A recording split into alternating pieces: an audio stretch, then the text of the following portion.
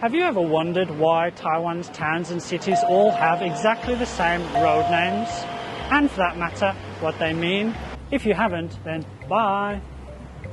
But if you have, then listen in and I'll try to explain why. Anybody who's ever spent any time in Taiwan will have no doubt at one point pondered, why the hell can't the authorities spell the place names the same on signs that are literally 20 meters away from each other? But back on topic. Besides the basic inability to uniformly spell street names correctly in English, why does every village, town and city in Taiwan have exactly the same set of street names? Take Zhongshaolu for example. The place where I live, Hsinchu, has one, and so does nearby Hukou. Judong also has one, and of course here in Taipei. The same can be said for Guangfu. Each of these places has one. And of course, Zhongshan Road. These are just 3 examples of dozens. Confused? Well, to understand why Taiwan's road names are about as repetitive as the lyrics to Let It Be, we need to go back in time to 1945. You see, it was here, after Japan's surrender and the end of World War II, that control of the island of Taiwan was handed to Chiang Kai-shek and his Republic of China. For 50 years before that, beginning in 1895, Taiwan had been a colony of Japan. So when Chiang's Chinese nationalists arrived here to assume governance of the island, they found everyone and everything to be just a bit too Japanese. The local populace spoke either Japanese, Southern Chinese dialects, or native indigenous languages. Very few people spoke Mandarin, while being part of Japan for half a century meant that many Taiwanese had adopted Japanese habits. Asserting that Taiwan had been ceded back to China, the nationalists soon set about changing this, embarking upon a program to Sinicize the island while erasing any remnants of Japanese rule. Government agencies were quickly renamed, while over time remnants of colonial Japan, such as Taiwan's more than 200 Shinto shrines, were either demolished or repurposed as nationalist martyr shrines, although the shrine here in Taoyuan survived largely intact. But one of the first things to be affected by the Sinicization program were Taiwan's street names. In November 1945, a measure was passed to correct Taiwan's street names, with the aim being to promote the ethnic Chinese spirit. So in the spirit of this new measure, the roads and streets of towns and cities across Taiwan were renamed, with Chinese nationalist or Kuomintang ideals at the heart of the new nomenclature.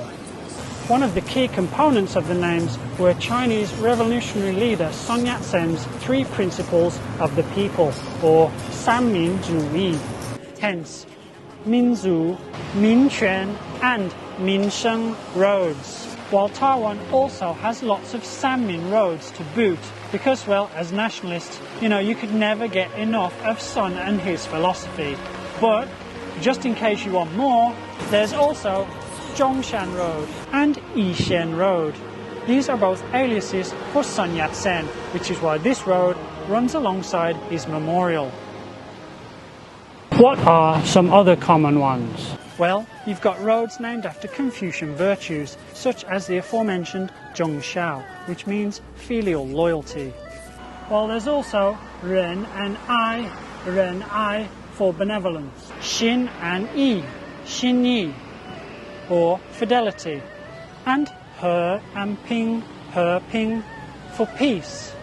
The virtues are known in Chinese as the Ba De, which is yet another common road name. Other virtuous road names include Dun Hua, Bo Ai, and Cheng De. Then you've got the street names associated with historical events and political figures from China, such as Xinhai Road. The Xinhai Revolution in 1911 saw the overthrow of the last emperor and the establishment of the Republic of China. Guangfu, or restoration, an often used phrase in nationalist propaganda, such as the restoration of Taiwan in 1945 and the failed mission to eventually recover China from the Communist Party. Fuxing, meaning to resurrect, is another favourite in KMT terminology. Lin-sen Road, while easily mistaken to mean forest, is actually named after a former KMT politician and president of the ROC in China. And as if that wasn't enough Sinicization for post-war Taiwan, hundreds of streets and roads across the island were then renamed after places in China. Taipei was even given new street names loosely based on a map of China.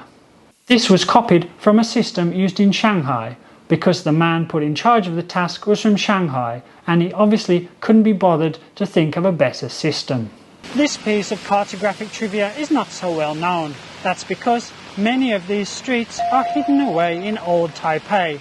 Secondly, because many of them are old names for Chinese cities that most people have never heard of, such as Dihua Street. Dihua is the old Chinese name for the city of Urumqi in Xinjiang. And Kowloon Street.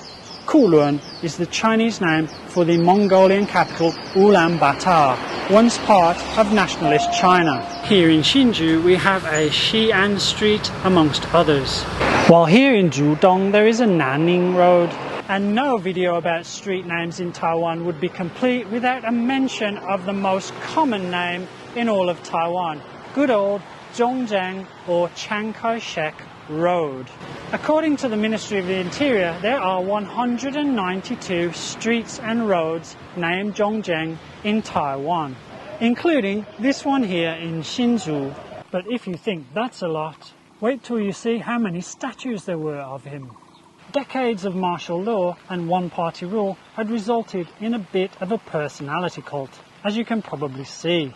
For an example of how pervasive this Chang mania was, I used to live here, in the Zhongzheng public housing estate on Zhongzheng Road in Zhongzheng Village.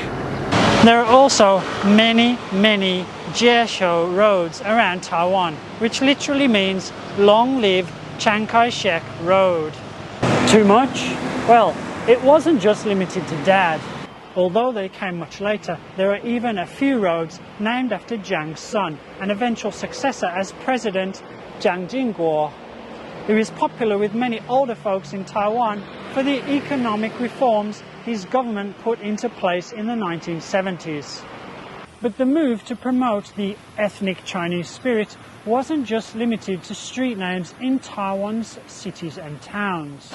Rural neighbourhoods and indigenous townships and villages were also rechristened using exactly the same names, one of the most well-known examples being the sparsely populated Ren'ai Township of Nantou County.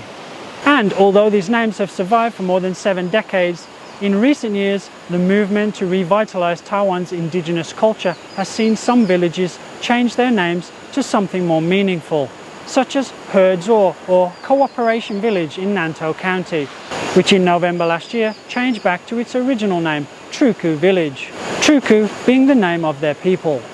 Have these indigenous villages inspired change elsewhere? Not really, for while there has long been talk of name rectification in some quarters of Taiwanese society, not much has actually taken place. The most prominent example I can think of took place back in 1996, when Taipei's Jieshou Road was renamed Katagalan Boulevard in honour of the indigenous peoples who originally inhabited the area, although the adjacent green space is still named Jieshou Park. Will there be more changes along these lines in the future? It's tough to say. Last year, when the Taipei mayor raised the possibility of changing some of the city's street names to something more local, his proposal garnered a mixed reaction. Many people were in favour, while others questioned whether it was worth all the trouble. Even the mayor himself later admitted that doing so would be difficult because the administrative process involved in making the changes was so complicated. So it seems for now that Taiwan will be keeping these street names in the near future, but at least you now know what they mean. However, if at some point in the future the authorities do decide to change the street names en masse, please try to spell them all the same way. Okay guys, that's it for today. I hope you enjoyed this light-hearted look at why Taiwan's street names are as they are. If you did, then don't forget to give me a like and subscribe to the channel. And if you really like my videos, then you can always click the bell for notifications. And just before I go, I'd like to remind you, in the run up to 50,000 subscribers, I'm giving away 50 of my Hikelopedia patches. So if you see me out and about, come up and say hello, show me you're a subscriber, and I'll give you a patch for free. If you want to help the channel in any other way, go to my Buy Me a Coffee page and check out the options there for supporting the channel. Now, once more, thanks to everybody who got me a coffee this week. Really appreciate your help and support and your generosity. Alright guys, that's it for today. Take it easy, and I'll see you next week. Over and out.